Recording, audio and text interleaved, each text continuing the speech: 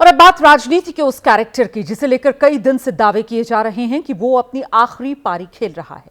लेकिन वो कविता है ना, मेरा पानी उतरता देखकर किनारे पर घर मत बना लेना। जब भी राजनीतिक रूप से खत्म होने की बातें होती हैं, ये राजनीतिक चरित्र मैं समंदर हूं एक दिन लौट कर आऊंगा की तरह कम बैक करता है और फिर राजनीति में सबकी सबसे बड़ी जरूरत बन जाता है। मैं नीतीश कुमार की बात कर रही हूं। दीवार में अमिताभ बच्चन का एक डायलॉग था, मेरे पास गाड़ी है, बंगला है, बैंक बैलेंस है, तुम्हारे पास क्या है?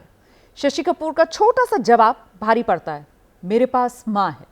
10 साल में कई राज्यों में चुनाव हुए जिनमें बीजेपी के पास सीएम का चेहरा तक नहीं था, लेकिन पूछने पर उसके पास जवाब भी था, हमारे पास मोदी है।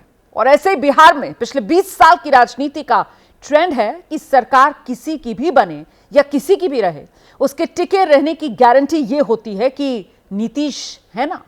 और नीतीश कुमार की विडंबना ये कि राजनीति में वो तालाब का ठहरा हुआ पानी नहीं, बल्कि एक नदी की तरह रवानी है उनमें। कभी इधर बहते हैं तो कभी उधर बहने लगते हैं, और ये भी गारंटी है कि जिस तरफ भी बहते हैं सत्ता की हरी भरी फसल उसी तरफ लहलहाती है।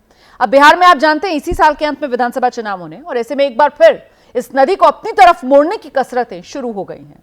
ये राजनीति का खेल है, इसमें साम दाम दंड भेद सब चलता है। देखिए कैसे।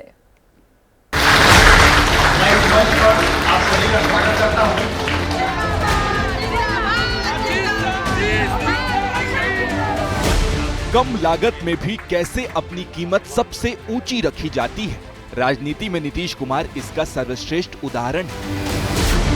खुद की जाति का बड़ा आधार नहीं, विधानसभा में खुद के बड़े नंबर भी नहीं, फिर भी है कोई माइकलाल जो बिहार में नीतीश को ही सीएम बनाने की ना सोचे, नीतीश के होते हुए किसी और सीएम का सपना भी देखे।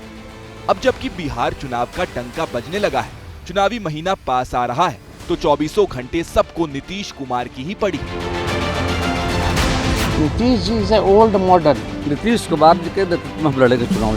कब कब्जा कर लेंगे जदयू पर कोई ठीक नहीं। नीतीश कुमार जी अभी और 15 साल काम करने वाले हैं, चिंता मत। 24 के नतीजों के बाद मोदी नीतीश में प्रेम बढ़ा तो आरजेडी ने हवा बनाई कि नीतीश तो फिर पलट जाएंगे। तलखियां बढ़ी तो फिर ये भी कहा कि इस जन्म में नीतीश कुमार से अब दोबारा मेल नहीं होगा। देखिए, कोई सवाल ही पैदा नहीं होता है।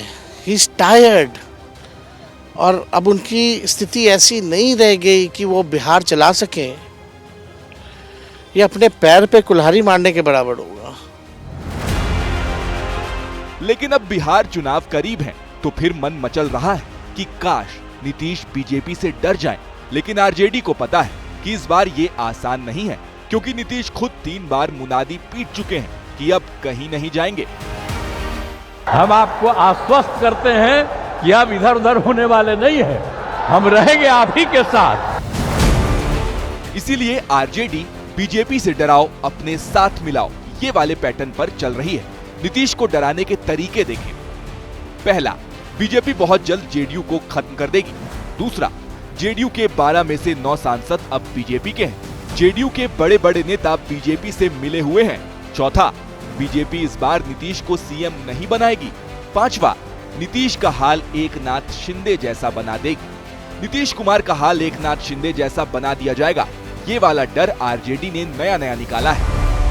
पहले ही तय हो चुका है कि कैसे इनको एकनाथ शिंदे साबित करें, और बीजेपी हथियाना चाहती है, क्योंकि जदयू के कुछ राष्ट्रीय स्तर के अपने आप को जो नेता कहते हैं, और वही लोग नीतीश कुमार को बर्बाद कर रहे हैं और बर्बाद करेंगे। और फिर आरजेडी डोरे भी डाल रही है कि नीतीश अगर आरजेडी से जुड़ने की सोचते हैं तो एप्लीकेशन पर विचार भी किया जा सकता है। राजनीति में नीतीश को पलटू राम और पलटू चाचा जैसे खिताब मिले हैं, इसके बावजूद उनकी स्वीकार्यता है। नीतीश पर उनके करीबी दोस्तों ने एक किताब छापी थी, उसमें नीतीश के स्वभाव के बारे में लिखा था। नीतीश का स्वभाव सभी से सामान्य संबंध रखने का है। नीतीश ना किसी से ज्यादा जुड़ाव रखते हैं, ना ही ज्यादा दूरी। नीतीश का बर्ताव नेताओं, दोस्तों और परिवार से समान होता है। इसी स्वभाव को देखते हुए भी आरजेडी कोशिशों में लगी हुई है कि शायद नीतीश का मन फिर बदल सके। लेकिन बीजेपी जेडीयू कह रही है कि अब कोई कितना ही डराए या डोरे डाले, नीतीश नहीं बदलने वाले हैं। मैं देख रहा हूँ कि ज्यादा एनडीए में क्या हो रहा है उसकी ज्यादा चिंता उनको है। इसकी चिंता नहीं करें। एनडीए में नीतीश कुमार जी के नेतृत्व में पूरा एनडीए एक है बिहार में। एनडीए में तय हो चुका है कि बिहार विधानसभा चुनाव 2025 नीतीश कुमार जी के नेतृत्व में हम लड़ेंगे चुनाव जाकर। चुनाव के उपरांत जो भी चुनकर बांधी विधायक एनडीए के आएंगे, बिल बैठकर तय करेंगे। यही प्रक्रिया है। जाकर के चुनाव होने दीजिए, रिजल्ट आने दीजिए, रिजल्ट के बाद विचार किया जाएगा। अब जरा नीतीश को अपने साथ रखने की सियासी जिद का एक और कारण जाने। सबको क्यों नीतीश ही चाहिए, इसकी वजह है इसमें विशुद्ध वोट लाभ है। 2015 में नीतीश आरजेडी के साथ थे, तब महागठबंधन को 178 सीटें मिली। इनमें आरजेडी को 80, जेडीयू को 71 और कांग्रेस को 27 सीटें मिली। वोट शेयर के लिहाज से आरजेडी को 18.4%, जेडीयू को 16.8% और कांग्रेस को 6.7% वोट मिले।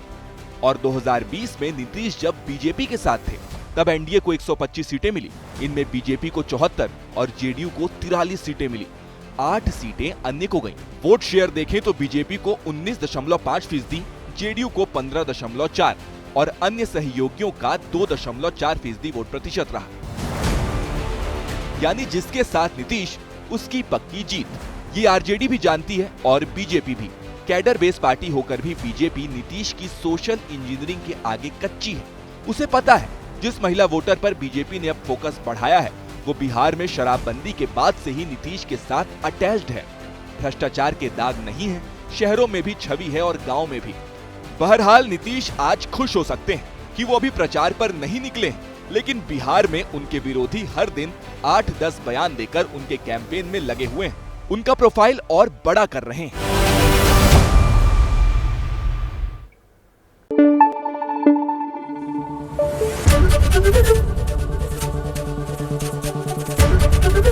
एबीपी न्यूज आपको रखे आगे।